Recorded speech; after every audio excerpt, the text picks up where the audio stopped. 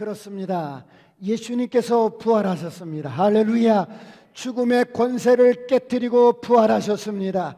사망 권세를 깨뜨리고 부활하셨습니다. 예수 믿고 거듭난 우리도 부활할 것입니다. 이 부활 생명은 죽음을 이긴 생명입니다. 이 부활 생명은 인간의 모든 죄와 저주를 이긴 생명입니다. 그러므로 선포합니다. 어둠은 떠나갈지어다. 저주는 떠나갈지어다. 모든 질병도 떠나갈지어다. 사랑하는 성도 여러분, 부모가 자식에게 가장 큰 바람이 있다면 자식들이 이 땅에서 행복하게 잘 사는 것입니다. 하나님께서도 오늘 우리에게 가장 큰 바람이 있습니다. 저와 여러분이 이 세상에서 죄와 사망의 법이 주관하는 이 세상에서 부활 생명으로 행복하게 사는 것입니다. 할렐루야. 비록 이 세상이 어둡고 죄가 많고 죽음이 왕노릇할지라도 부활 생명으로 행복하게 살기를 축원합니다. 그래서 부활하신 주님은 오늘 저와 여러분에게 당신의 부활 생명을 넣어주셨습니다. 성경은 말씀합니다. 요한복음 11장 25절 26절 다 같이 한번 합독합니다. 시작. 예수께서 이르시되 나는 부활이요 생명이니 나를 믿는 자는 죽어도 살겠고 무릇 살아서 나를 믿는 자는 영원히 죽지 아니하리니 이것을 내가 믿느냐. 누가 이런 선포를 할 수 있겠습니까? 어떤 사람이 이런 선포를 할 수 있겠습니까? 예수님께서 가라사대 내가 부활이다. 할렐루야. 내가 생명이다. 할렐루야. 나를 믿는 자는 죽어도 살겠고 무릇 살아서 나를 믿는 자는 영원히 죽지 아니하리라. 할렐루야. 오늘 이 생명으로 사시길 축원합니다. 이 생명으로 사시길 축원합니다. 하나님이 우리에게 주신 부활 생명은 하나님과 똑같은 생명입니다. 그래서 사실 우리가 여러분 예수 믿고 교회를 다니고 교회를 섬기고 수고하는 모든 것도 이 엄청난 부활 생명을 가졌기 때문입니다. 그러므로 우리는 세상을 이긴 자입니다. 죽음을 이긴 자입니다. 정복자보다 나은 자입니다. 그런데 기독교인들의 최대 약점이 있습니다. 그것이 무엇입니까? 여러분은 무엇이라고 생각하십니까? 그것은 부활 생명으로 살지 않는다는 것입니다. 부활 생명이 내 삶의 가치 체계로 인식하며 살지 않는다는 것입니다.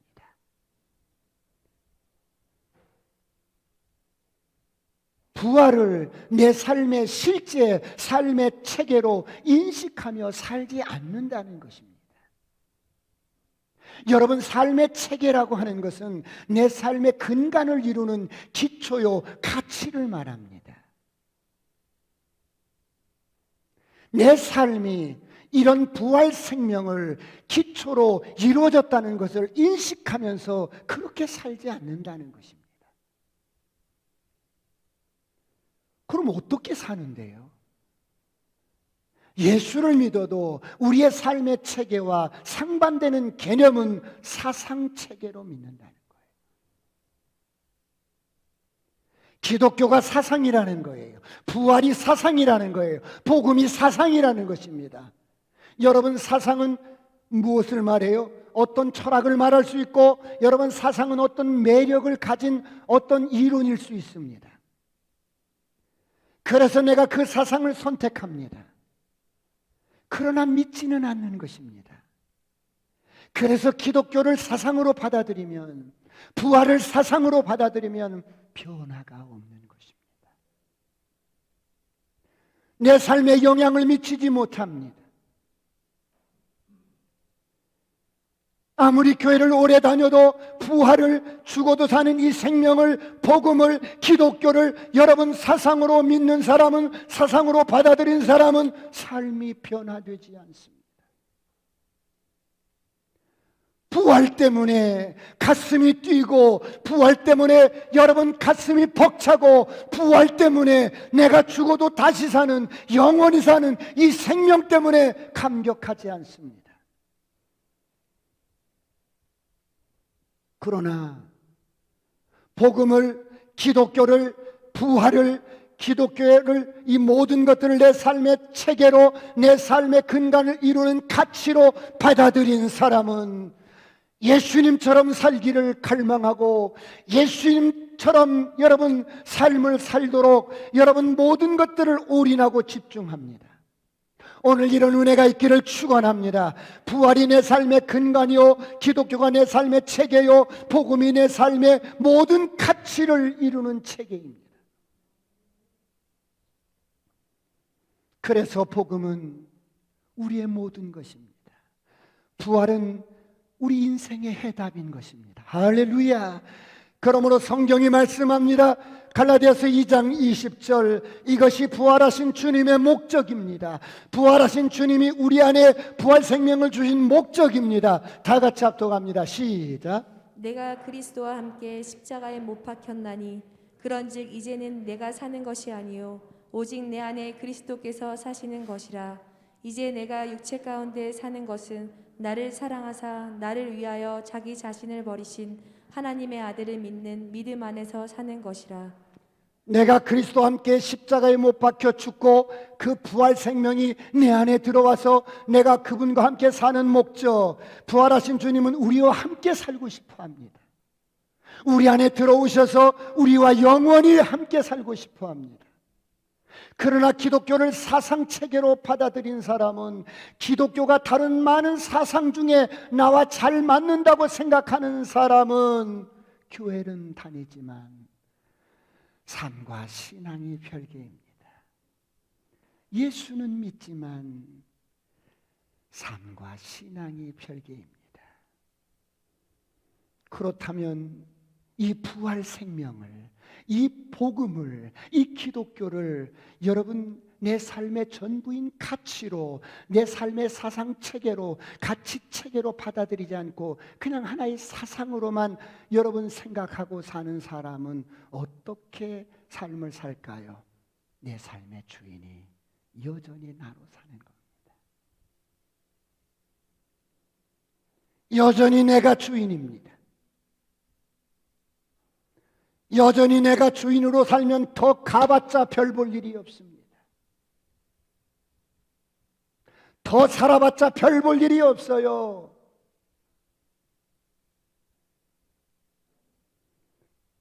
내가 무엇을 하고 무엇을 해서 이 땅에 많은 업적을 이루고 많은 부를 축적하고 여러분 금과 은을 길에 돌처럼 쓴다 해도 별 의미가 없습니다.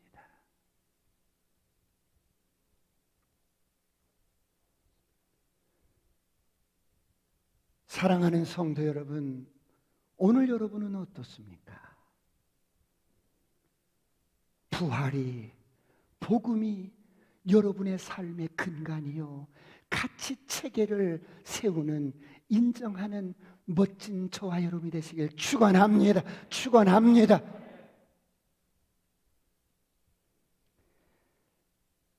그렇다면 예수님의 부활은 오늘 우리에게 어떤 의미가 있을까요? 첫 번째, 예수님의 부활은 인간에게 주신 가장 큰 선물입니다. 여러분, 죽음으로 끝나는 모든 인생의 해답이 부활입니다.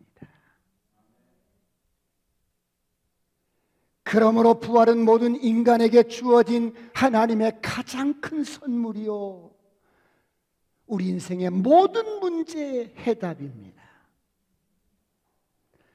부활이 우리에게 있다는 것은 엄청난 일입니다. 왜 그렇습니까? 부활은 인간의 운명을 축제로 바꿔버렸습니다.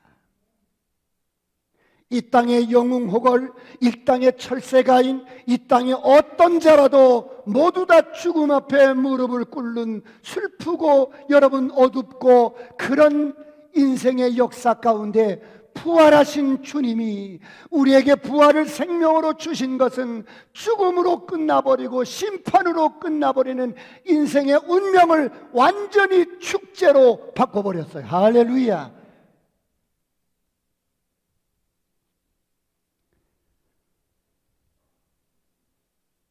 온 세상을 내 앞으로 등기를 해놓고 내가 누리며 산다 해도 인간의 역사는 예수님이 아니면, 예수님의 부활이 아니면 죽음으로, 심판으로 끝나버립니다.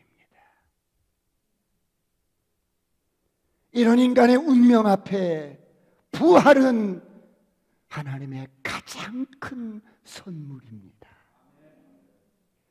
예수님은 죽음을 이기셨습니다. 사망 권세를 깨뜨리셨습니다. 그러므로 그 예수를 믿고 사는 저와 여러분은 여러분 인생을 축제처럼 사시길 주의 이름으로 축원합니다. 축원합니다. 그렇다면 누가 이런 엄청난 일을 하셨을까요? 이 나라 대통령이 이런 일을 하실 수가 있겠습니까? 이 나라 정치가가 이런 일을 하실 수가 있겠습니까?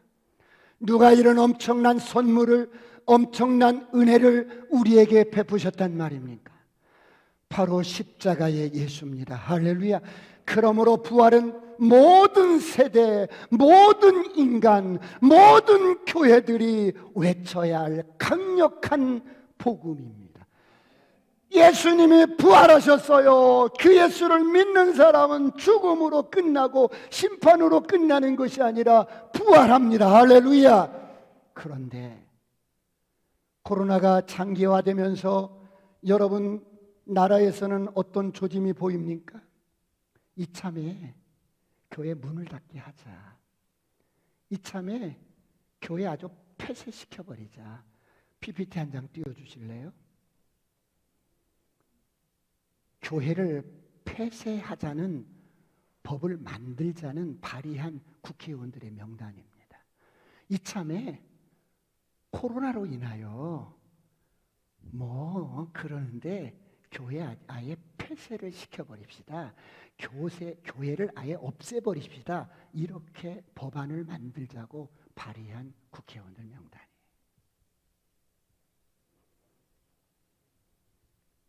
여러분 깨어 기도하는 저와 여러분이 되시길 축원합니다.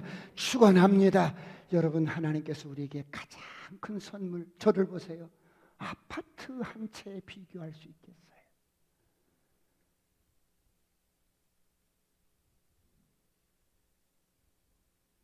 무슨 여러분 개발지 땅을 내게 주신 것에 비교할 수 있겠어요?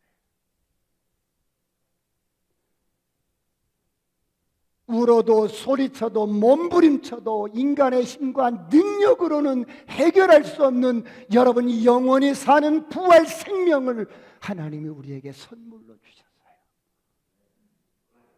이런 아버지를 찬양합니다. 할렐루야. 그렇다면 이 부활 소식의 내용이 뭔데요? 부활 소식의 내용이 뭔데요? 두 번째, 예수가 복음이다. 예수가 부활이다. 할렐루야. 로마서 1장 2절을 보겠습니다. 로마서 1장 2절에 다 같이 한번 보시면 다 같이 시작. 이 복음은 하나님이 선지자들을 통하여 그의 아들에 관하여 성경에 미리 약속하신 것이라. 이 복음은 하나님이 선지자들을 통하여 수천 년 전부터 미리 약속하신 것이라. 그러므로 복음이 무엇입니까? 예수님, 약속하신 예수님 자체가 복음이에요. 성경은 아주 정확하게 설명합니다. 이 복음은 아들에 관한 것인데 그 아들 예수 그리스도가 복음입니다.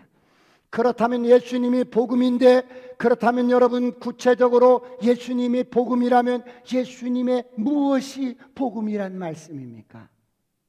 첫째로 예수님의 신성입니다. 예수님은 완전하신 하나님이셔요. 할렐루야. 그게 복음인 거예요. 둘째로 예수님의 인성입니다. 예수님은 완전한 인간이에요. 할렐루야. 이것이 복음인 거예요. 셋째로 삼위일체가, 여러분 예수님은 성부 하나님, 성자 하나님, 성령 하나님, 삼위 가운데 제2위 되신 성자 하나님이십니다. 이런 예수님이 이 땅에 저와 여러분에게 영원히 사는 생명, 영원한 생명, 영원한 생명, 부활 생명, 하나님과 똑같은 생명을 주시기 위해서 넷째로 동정녀로 탄생하셨다는 거예요. 왜 동정녀로 오셔야만 했을까요? 여러분, 우리 집사람은 김가고 저는 이가입니다. 결혼해서 애를 낳는데 아이에게 성씨를 제 성을 갖다 붙이는 거예요. 이가를 이렇게 붙이는 거예요. 왜요? 부정모율로 태어나는, 남자의 씨로 태어나는 모든 인생은 죄인으로 태어납니다. 그래서 남자의 성씨를 갖다 붙이는 거예요. 너의 씨야. 예수님이 왜 동정녀 마리아의 몸을 빌어서 와야만 했어요? 죄 없으신 하나님이셔요. 할렐루야. 부정모율로 태어나신 분이 아니에요. 이렇게 태어나신 예수님이 다섯 번째로 무엇이 복음이에요? 십자가에서 저와 여러분 한 사람 한 사람의 죄와 허물을 담당하시고 죽으신 거예요.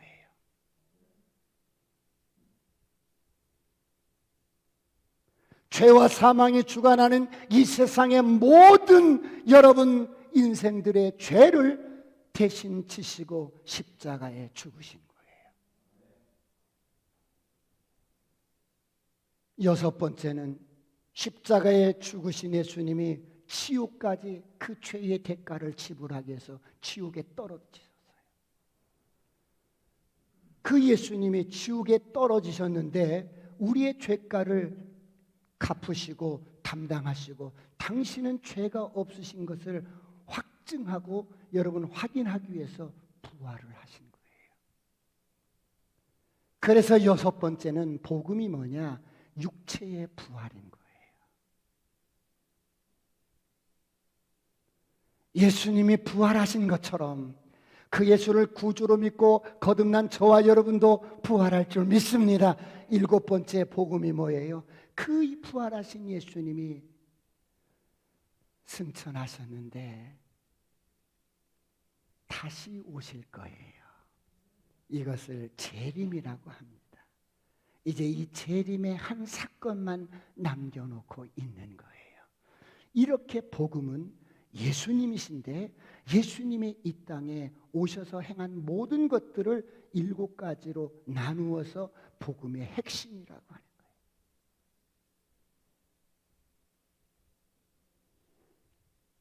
그런데 예수님께서 말세가 되면 여기저기서 불법들, 이단들이 복음에 대해서 공격할 것을 말씀하셨어요. 그 가운데 일곱 가지 가운데서 특별히 세 가지에 대해서 아주 맹렬하게 공격이 있을 거라고 말씀하셨어요. 첫 번째가 어떤 공격을 해요? 예수님의 신성을 공격하는 거예요. 무슨 예수님이 신이야? 무슨 예수님이 하나님이야? 성인 군자일 뿐이야. 뭐 석가모니나 뭐 공자나 모하메트나 다 같은 그런 부류의 그런 사상가야. 이렇게 말한다는 거예요. 두 번째는 동정녀 탄생을 공격할 거라는 거예요. 어떻게 사람이 아버지의 씨 없이 어떻게 태어날 수가 있어? 세 번째는 오늘 예수님의 부활을 공격할 거라는 거예요. 사람이 죽으면 끝나는 것이지 부활은 무슨 부활이야? 오늘 본문 가운데서도 고린도 교인 중에서도 예수님의 이 육체의 부활을 부정하는 사람들이 있었어요. 예수님의 제자들 중에도 의심 많은 도마 같은 친구는 육체의 부활을 의심했어요. 그렇게 부활을 의심하던 도마에게 주님이 현현하셔서 도마야, 너의 손을 이리 내밀어서 내 손자국 못자국을 만져보거라. 옆구리에 창자국에 손을 넣어봐라. 육체에 부활하신 주님을 보고 도마가 나의 주시며 나의 하나님이십니다, 이런 고백을 해요. 그렇다면 왜 많은 사람들이 예수님의 육체의 부활을 의심하고 부정할까요? 여러분, 초대교회 당시 많은 사람들의 생각의 프레임이 어떤 생각을 가지고 있냐면 헬라 철학이 깔려 있었어요. 헬라 철학은 인간의 육체는 악하다, 더럽다, 육체를 아주 무시합니다. 영혼만 고상하고 영혼만 깨끗하고 영혼만 거룩하다라는 이런 사상이 있었어요. 이것이 헬라 철학의 기본 전제입니다. 그래서 헬라 철학은 구원을 뭐라고 말하냐면 영혼이 육체로부터 벗어나는 것을 구원이라고 말했어요. 그런데 기독교의 복음은 육체를 가진 모습으로 부활한다는 거예요. 그러니까 헬라 철학과 맞지 않는 거예요. 그래서 자꾸 육체의 부활을 부인하는 거예요.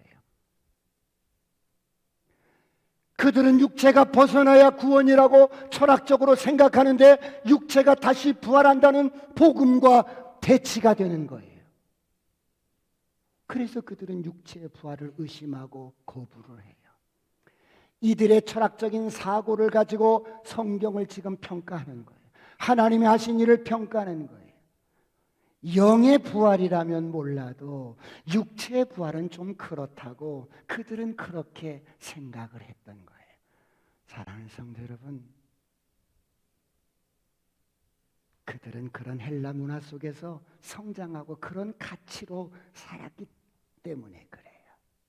더 나가서 예수님의 재림이 더디 오시는 거예요.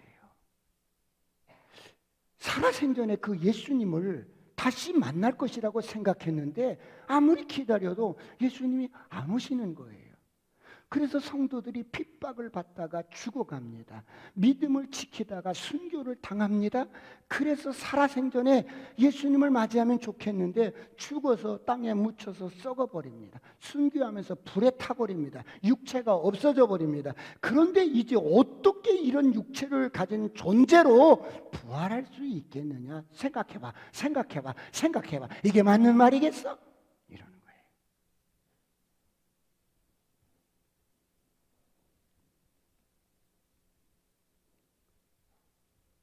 그래서 고린도 교회가 이런 헬라 철학의 사상을 이렇게 가지고 있기 때문에 육체의 부활을 자꾸 혼란스러워하고 의심하는 거예요. 12절, 오늘 본문 12절을 다 같이 보겠습니다. 12절 시작. 그리스도께서 죽은 자 가운데서 다시 살아나셨다 전파되었거늘 너희 중에서 어떤 사람들은 어찌하여 죽은 자 가운데서 부활이 없다 하느냐. 죽으면 끝나는 거야. 무슨 부활이, 어떻게 육체 다 썩어버렸잖아. 불타버렸잖아. 이렇게. 오늘 여러분은 어떻습니까? 부활은 영적인 실제입니다. 할렐루야. 오늘 이 부활을 믿고 여러분의 것으로 삼으시길 축원합니다. 저를 향하여 선포합니다. 아싸, 꿈 같은 일이 일어납니다. 그렇다면 목사님, 부활이 이렇게 중요한 진리라면 역사적인 사실과 근거가 있어요? 있지요. 오늘 고린도전서 15장 본문의 1절 2절을 보겠습니다. 1절 2절 다 같이 시작. 형제들아 내가 너희에게 전한 복음을 너희에게 알게 하노니 이는 너희가 받은 것이요 또 그 가운데 선 것이라. 너희가 만일 내가 전한 그 말을 굳게 지키고 헛되이 믿지 아니하였으면 그로 말미암아 구원을 받으리라. 다시 한번 1절 2절 다 같이 합독합니다. 시작. 형제들아 내가 너희에게 전한 복음을 너희에게 알게 하노니 이는 너희가 받은 것이요 또 그 가운데 선 것이라.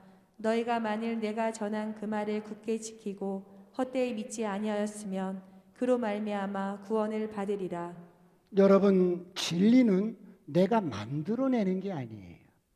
너희가 먼저 받은 거예요.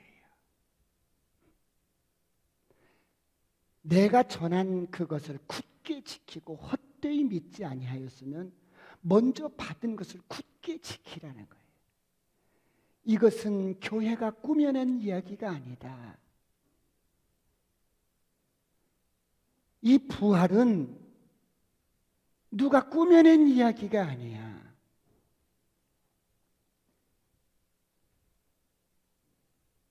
그러므로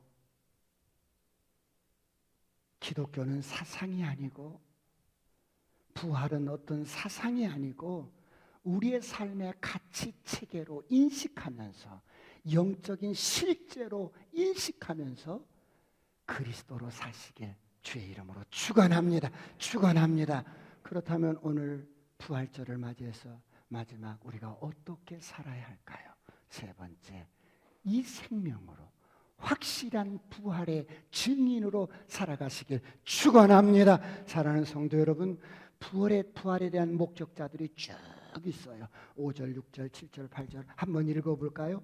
부활에 대한 목적자들 5절, 6절, 7절, 8절 다 같이 시작. 게바에게 보이시고 후에 12 제자에게와 그 후에 500여 형제에게 일시에 보이셨나니 그 중에 지금까지 대다수는 살아있고 어떤 사람은 잠들었으며 그 후에 야고보에게 보이셨으며 그 후에 모든 사도에게와 맨 나중에 만삭되지 못하여 난 자 같은 내게도 보이셨느니라.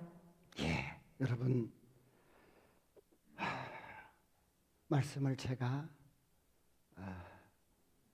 줄이겠습니다. 그렇다면 이렇게 부활의 목격자들이 한두 명도 아니고 객관적으로 역사적인 사실인 이 부활이 오늘 저와 여러분에게 주어진 하나님의 가장 큰 선물인데, 그렇다면 여러분, 이 세상에서 가장 강력한 능력이 있다면 무엇일까요? 죽음의 권능이에요. 누구든지 죽음을 비껴갈 수가 없어요. 사망 권세를 이길 수가 없어요.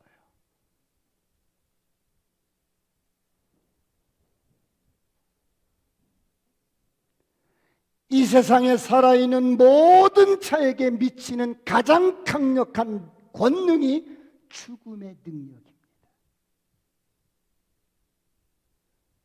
사망아, 너를 쏘는 게 뭐냐? 내가 오지 못하도록 내가 굳은 궁궐 속에 내가 높은 담을 쌓고 내가 그 안에서 살 거야.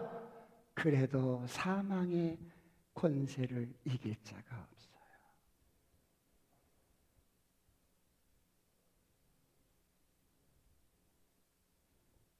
이 세상 멋지고 아름다운 사람 무지하게 많습니다.